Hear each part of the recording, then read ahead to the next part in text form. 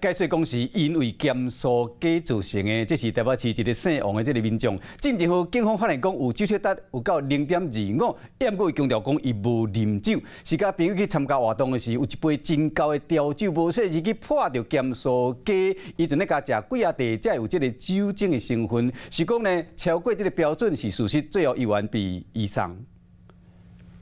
你有喝酒啊？这边有显示啊，你喝多少？你有没有带证件啊？我没喝吧。一个看到警察穿白衫的查甫人心虚，原本阁想要叫坐伫咧后壁的朋友去做酒测，结果测煞阁一直咧坐。啊，你有带证件吗？啊？你有带证件吗？我知道，所以我会给你漱口嘛。朋友手摕一盒脆食面啊，讲这是有酒香的咸酥鸡，强调家己敢若食几啊地，无啉酒，毋过阁测一摆。来，好，我们一起来看测试结果。酒测值嘛是超过标准。这项安全解说嘛是无效。14号晚上11点多，这名骑士骑车行经台北市中正区思源街，旁边就是派出所，被员警发现他浑身酒气，立刻上前将人拦查。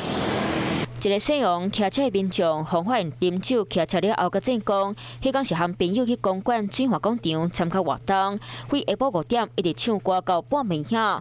期间点咸酥鸡含酒精高度特别高的调酒，See you tomorrow。不过民众无说你个弄个车倒，喝酒流入去咸酥鸡内底，因一喙散一喙继续吃，佮讲3口拢捌着酒，正讲可能是安尼才有酒味。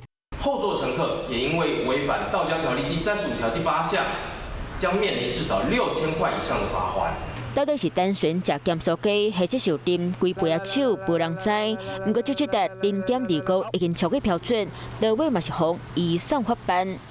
Hello， 我是林明瑞。想要抢先掌握最及时的新闻资讯吗？赶快订阅、按赞、开启小铃铛，锁定我们华视新闻的 YouTube 频道。